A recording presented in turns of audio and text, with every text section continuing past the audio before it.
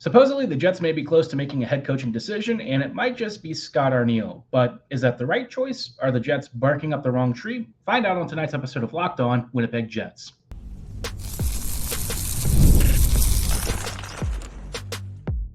You're Locked On the Hockey Jets, your daily podcast on the Winnipeg Jets, part of the Locked On Podcast Network, your team every day. Hey friends, and welcome to today's episode of Locked On Winnipeg Jets, part of the Locked On Podcast Network, your team every day. I'm your host, Harrison Lee, an avid Winnipeg Jets fan and an online blogger. You can follow me on Twitter at HLivingLoco and at LO_Winnipeg Jets. Thanks for making Locked On Jets your first listen of the day every day. If you like what you're hearing, be sure to like, follow, and subscribe on all of your favorite podcasting platforms and YouTube. Doing so, of course, is always free of charge and ensures you never miss another episode. Most of all, though, we just love and appreciate your support. Today's episode, obviously, we have a couple of different topics to get through. One of the big ones that we're going to kick off first is a report from Nik Ehlers from a Leafs podcast that, barring a change, the Jets are likely set to announce Scott Arniel as the next head coach. And I've got some thoughts about that because, for one thing, it kind of conflicts with something we just heard from Friedman the other day.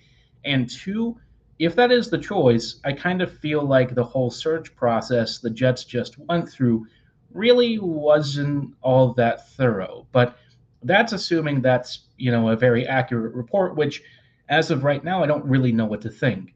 I wouldn't be shocked if it's true, but the other part of me says, well, given the letter that just went out from Chipman and some of the reports that have come out, I'm not 100% ready to believe it yet, but we'll talk about that in just a moment. Before we go any further, though, I did want to let you know that today's episode is brought to you by Game Time. Download the Game Time app, create an account, and be sure to use promo code LOCKEDONNHL for $20 off your first ticket purchase. Terms do apply. Now, like I said, Scott Arniel is likely to be appointed as the next head coach if you are willing to believe Nik Ehlers' report, which I think Nik is reasonably connected. So if if his sources are saying this is a legit thing, fair enough. Only time is going to tell over the next couple of days if that's really the case. For my take, it was interesting because, they had interviews with Berube and supposedly Everson. I thought the Jets were also interested in talking to Sheldon Keefe. Unless Keefe is heading to New Jersey, which I get, the Devils are probably a more attractive team and market if you're looking at a squad that, A, has the potential to be really successful over the next few years in a much easier division, and B, has a pool of extremely talented young players to work with. Not that the Jets don't, but I think if you're looking between, Nemitz and Hischier and Hughes versus Perfetti and Morrissey and some of the older players with Winnipeg, it's kind of clear that New Jersey might be a team that you can grow a little faster with. So for Winnipeg, they're looking for a coach with experience and stuff. And Scott Arniel technically ticks off that box. I would imagine the reason they would go with him is because they felt that none of the other candidates were, A, either familiar enough with the Jets, or B, really made sense as a guy who could come in and, reasonably integrate the youth, make this team more skilled and faster and all that fun stuff without necessarily sacrificing some of the defensive structure and whatnot that Bones established with the team. So for a variety of reasons, I see why that is a big thing. But I think the biggest concern I would have is, should this be true, did the Jets just do this out of comfort and not really wanting to prolong the process? And, I get it, right? If it's a familiarity thing with Bonus or to follow up Bonus, I get it, right? Arniel is a guy who's been around the room. The players know him, all that fun stuff. So in a lot of ways, it is not the most out there decision. I think for me, though, I would be disappointed because it felt like a missed opportunity. We sort of have an idea of what Arniel is, but I would say I still can't pin it down exactly. And I think it's hard to know, is it the version of him that players really hated in his first coaching stint? Or is it the guy who stepped in for Bones this year and actually did a pretty reasonable job in a couple of different stints? The second stint being not quite as successful. So hard to really know. Hard to really get a read on that. Is he the kind of guy that's going to really play a lot of Perfetti? Because he was in charge when the Jets had one of the best first lines we've ever had. So was that his idea? Was it something else? Don't know. All that to say that for the Jets, it's a dicey road, and I think Arniel presents a lot more risk than some other candidates because there's a potential opportunity cost of not waiting for Todd Nelson or somebody else of that caliber to become available. And with the Carolina Hurricanes being eliminated last night, suddenly you find yourself in a position where you might be able to hire a guy like Rod Brind'Amour and bring him in and do a really good job, right? I think Rod would be a very interesting candidate for the Jets. I think he could be a guy who would play the youth, and look, he's going to have some clear downsides. I think you look at his playoff track record and you might ask yourself, well, is that a guy that we really want to bring in? He really has struggled to get out of the second round. Is this a coach that makes sense? And I think for the Jets, it is a legitimate question, but I also think the Canes had some peculiar problems that he couldn't always fix. Carolina has always been a team that's, when it comes to signings and stuff, really emphasized the idea of like underlying stats value and stuff, but they don't really like to pay for a lot of high-end finishing talent. It wasn't until Gensel recently where I think that philosophy shifted, but even Gensel is mostly a rental. So, it kind of remains to be seen how that all plays out, because Brind'Amour is obviously one of the best coaches out there and a guy who would be a pretty clear upgrade on bonus, but he, like I said, will come with his own drawbacks, and he's probably going to be pretty expensive. So a lot to weigh out there. But I still hold a flame for Todd Nelson. I'd still like to see what the Jets do there. And with Elliot Friedman having said the Jets are waiting for Nelson to become available, I don't know if Alberga's report is the right one. Is that the one to trust? I don't know. Friedman is usually pretty connected with this industry, so if he thinks the Jets are waiting for somebody to become available for an interview, I'd probably give that one more weight. But again, it also wouldn't surprise me if somebody somewhere said that Nelson wasn't interested and Arniel is the guy. But I don't know that that would be the case yet. I think Nelson would certainly be interested in at least interviewing. I mean, how many head coaching vacancies is he connected to right now? I mean, in terms of Winnipeg, I think that's probably one of the few I've actually heard his name discussed for. So from that perspective, I think it would be premature to go into this weekend or next week or even a week or two from now and appoint Arniel. I feel like, wait it out. The Jets still have plenty of time to make a decision. And while they should do it sooner rather than later, I don't think that they have to rush into this. This isn't a situation where, there's only two coaches left and they've got to sign someone right now. I think they've got plenty of chances. And Arniel, I don't know if Arniel is really in danger of being poached by anyone. I think Winnipeg really needs to stick to a thorough process, make the search as detailed and as encompassing as possible, and don't rush into this. This isn't a decision that should be taken lightly. It's not something that Winnipeg should feel pressure to make a choice immediately. I think the Jets should just take it as it is, be patient, and do what it takes to find the right candidate, because the last thing you want to do is get stuck with a coach who doesn't fit your MO and who ends up putting you in a tougher spot than you left it. So a lot to think about, but obviously one of the biggest things that also came out yesterday or the day before is the fact that Ehlers is being shopped on the market. And, if you're talking about a coach that wants to come in and bring in, a faster, more skilled game, losing Ehlers is going to make that harder. And I'll be honest, I don't know that the return for Ehlers is going to be great. Murat Atesh put up an article about potential destinations. We'll talk about some of those teams and whether or not it really makes sense. And then later in the episode, I wanted to address an interesting comment left by Mark that, on a previous episode about Winnipeg not playing its prospects. I think it's a very salient point and one that is worth talking about to sort of think about Winnipeg's roster structure over the next few years. But we'll talk about that in just a little bit. Before we go any further, though, I thought it would be worth chatting about our partners at FanDuel. It's winner take all time in the NBA and NHL, and FanDuel's giving you a shot to bring home a big victory of your own. Right now, new customers can get $150 in bonus bets with any winning $5 bet. That's $150 to bet on spreads, money lines, player props, and more. For those of you who are Winnipeg Jets fans, which should be all of you unless you're hearing the opposition voice or something, obviously the Jets are out of the playoffs. You can't bet on them unless you want to bet on their future, which, hey, maybe you're feeling pretty bold about that because there's some really cool prospects coming down the pipeline. But If you're just interested in getting in on some playoff action, this is a great time to maybe count on the Avs making a comeback in their series against the Stars. Maybe you think the Bruins are going to pull off a huge upset against the Panthers, or maybe you feel like there's a surprise waiting between Edmonton and Vancouver in a game or two. So whatever you're interested in, whether it's individual players or teams, be sure to cast your bet at FanDuel.com. Like I said, any winning $5 bet gets you $150 back to use on even more great propositions. So visit FanDuel.com/lockedon and make every playoff shot count. FanDuel, America's #1 sportsbook. Hey friends, and welcome back to today's episode of Locked On Winnipeg Jets, part of the Locked On Podcast Network, your team every day. Everydayers, thank you so much for rejoining us on today's episode as we're just chatting about some recent Jets developments and updates and articles. Obviously, the biggest one being that, well, maybe Scott Arniel is the next Jets head coach. But like I said, I think I would hope Winnipeg would do a little bit more of a thorough search before making their decision.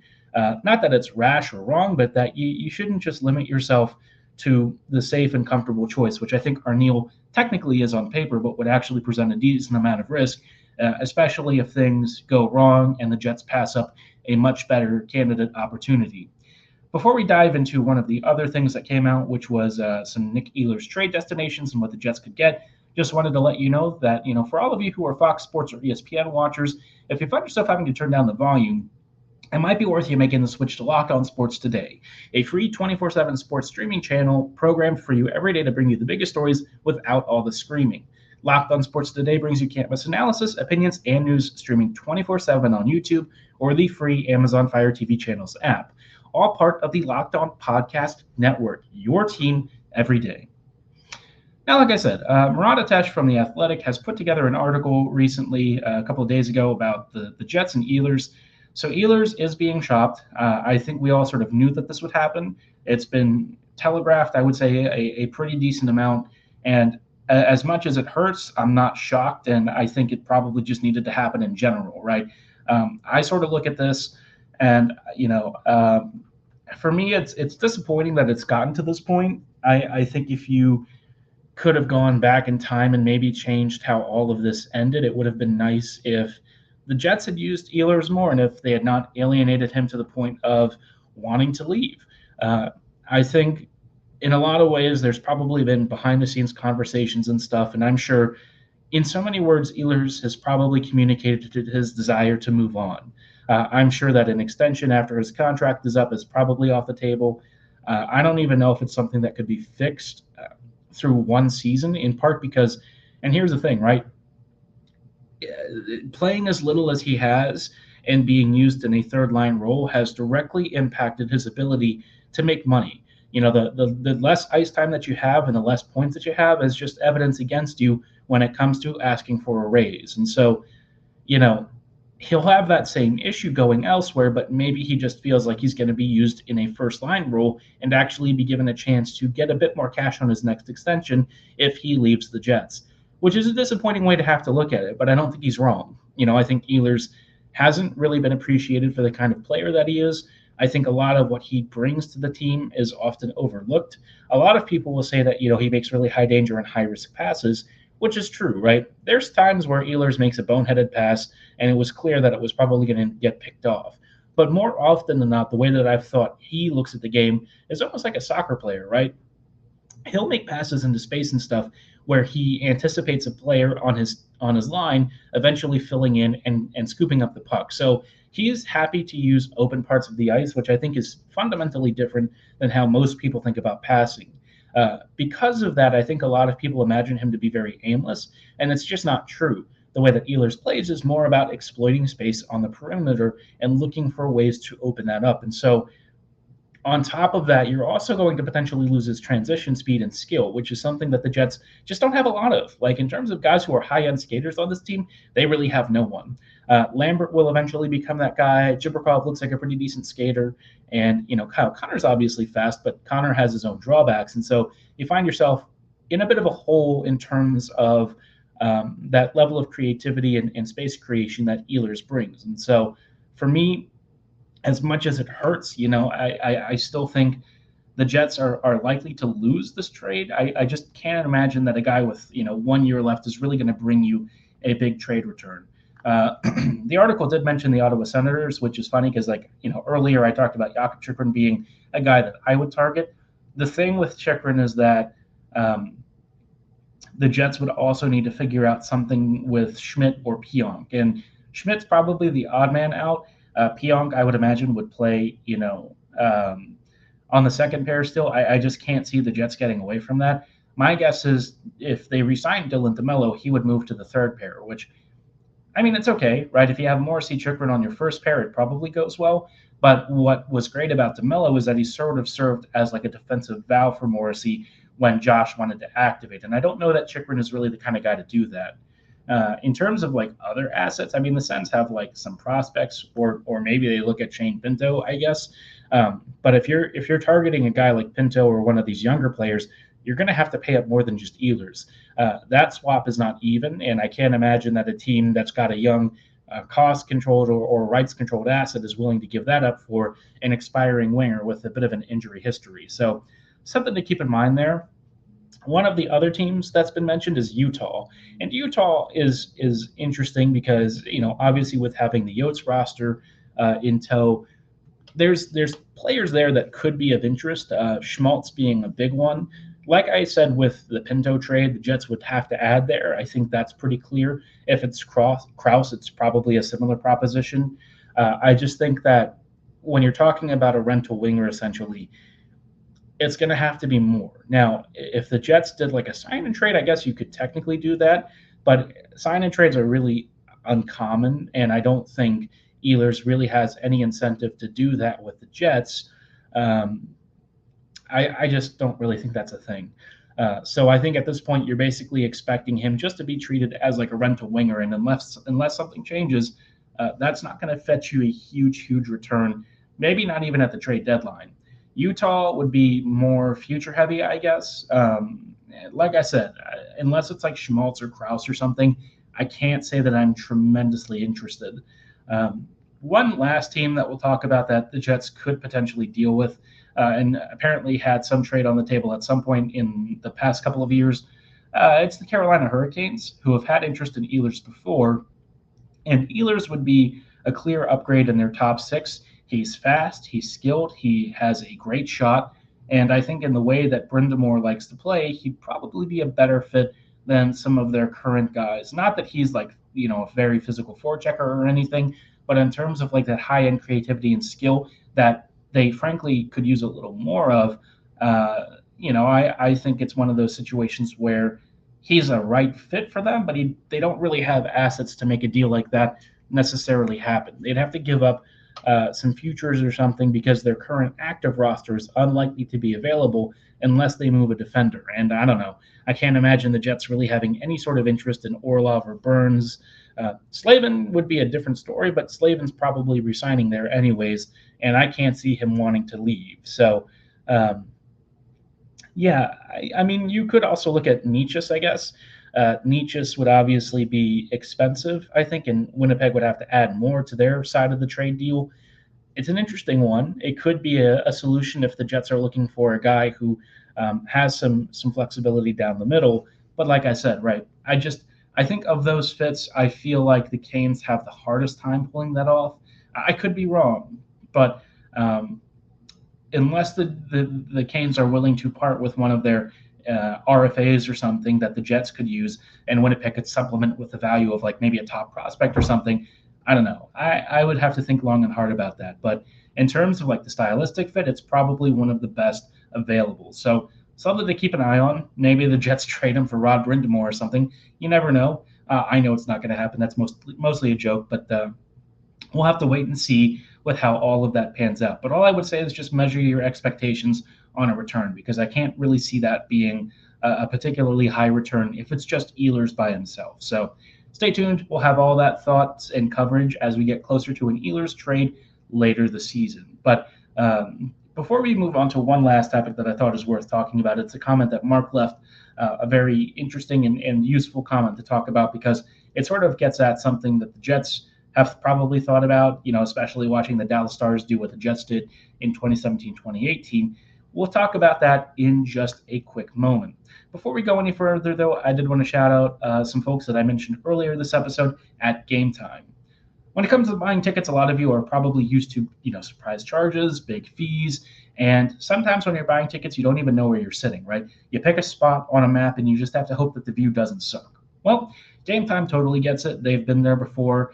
And look, when you're buying tickets, sometimes you're buying them blind and you're spending a lot of money to get a ticket that you don't know where or what your view is like. And that's why they're here to help. Game Time offers last-minute deals, all-in prices, views from your seat, event cancellation protection, a lowest price guarantee, and so much more.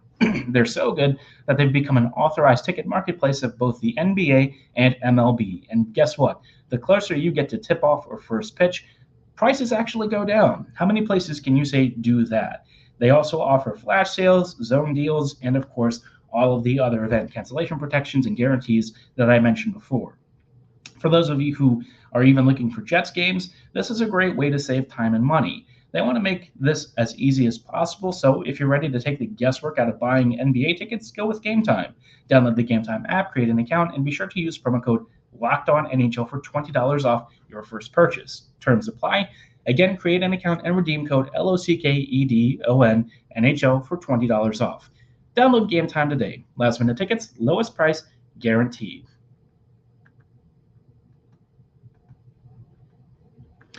Hey friends, and welcome back to these closing thoughts on tonight's episode of Locked On Winnipeg Jets, part of the Locked On Podcast Network, your team every day. Everydayers, thank you so much for rejoining us as we are just finalizing some quick thoughts on a comment that I thought was worth spotlighting. I think, for the Jets, there's a focus now, a renewed focus on moving towards the future and giving this team a better, brighter, younger approach. And I think that is a big thing when you're talking about a Jets squad that's watching Dallas right now essentially eat through the West. I think the Stars have done a really good job of balancing their roster with veterans and then filtering in rookies like Johnston. And, Johnston's not necessarily a rookie, but he's a really young player, right? You've got him. You've got Stankoven, who's a young rookie. You've got some other talented young players. Actually, Johnston may still have rookie status. I have to check that. But basically, right, you're talking about youth, young players who are supplementing your middle six and bottom six, and you already have some really good established vets. I would say the Duchesne signing has been one of the most underrated. That's gone really well for Dallas. Of course, Sagan and Ben and those guys are still productive. Dodonov has kind of done things in inconsistent fits, but generally been really impactful in the series. You're seeing a team that I would say most closely resembles the 2017-2018 Jets, right? And Winnipeg back then was a squad that had some really good veteran talent backed up by a bunch of ELCs. And that is kind of a big deal because ELCs provide you usually surplus value. And I think for Winnipeg, we've got a couple of players next year who are going to fit that sort of category. I think Heinola on your third pairing could be really valuable to speed up the movement and puck distribution on the back end. I also think he'll just save you money because he's likely to take up the third pairing left spot while Sandberg moves up.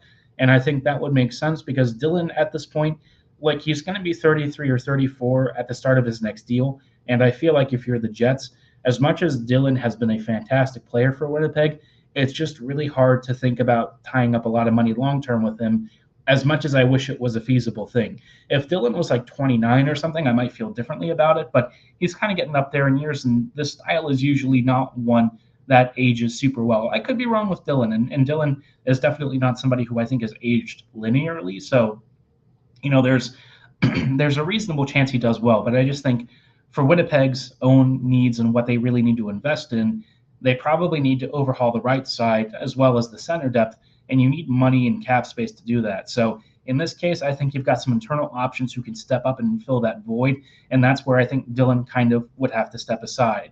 It would also make the Jets just a little bit younger overall. Having Heinola's youthfulness and skill in the lineup, I think would be very beneficial. And then if you're looking at the forward ranks, Lambert and Cheverkov are likely to be ready to make the NHL. Now, I think there's debate over what sort of line and role that they would have. Ideally, Lambert takes the second line spot down the middle in place of Sean Monahan. I like Monahan. I just don't think Monahan should come back. I think he's, at the age where, again, the foot speed and decline will be a bit of a problem. And as much as he was a good player, again, like I said, the Jets need to save money. He's going to make a huge raise, and I just don't know that that's necessarily where I would be spending that cash. And that's not really anything against Monahan. I think, like I said, he's a great player. I just, if you're the Jets and you're thinking about sort of the long-term scenario with this roster, you got to be honest, right? You've got young talents who are ready to step up.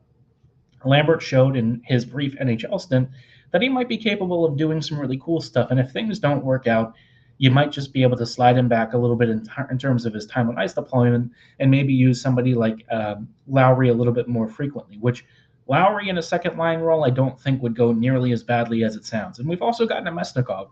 Nemesnikov can do that too. He's been very effective as a second line center, about as effective as Monahan has over the full net sample.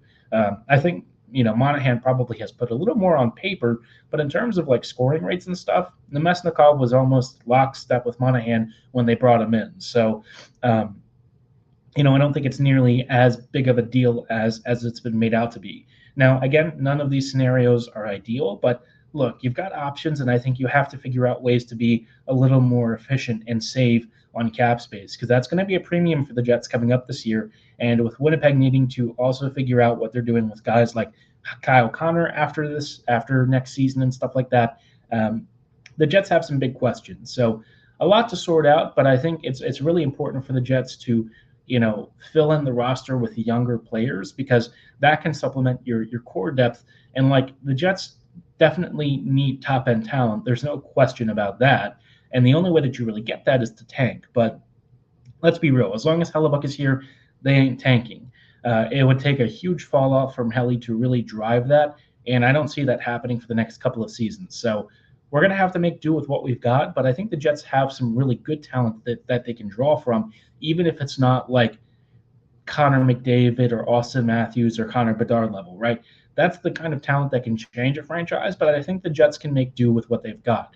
And given how well they've drafted recently, where they've found some really high impact players who may not be like superstar guys, but might be still high level players, I think the Jets can do some cool stuff. But I do think that Lambert may be better than people are thinking.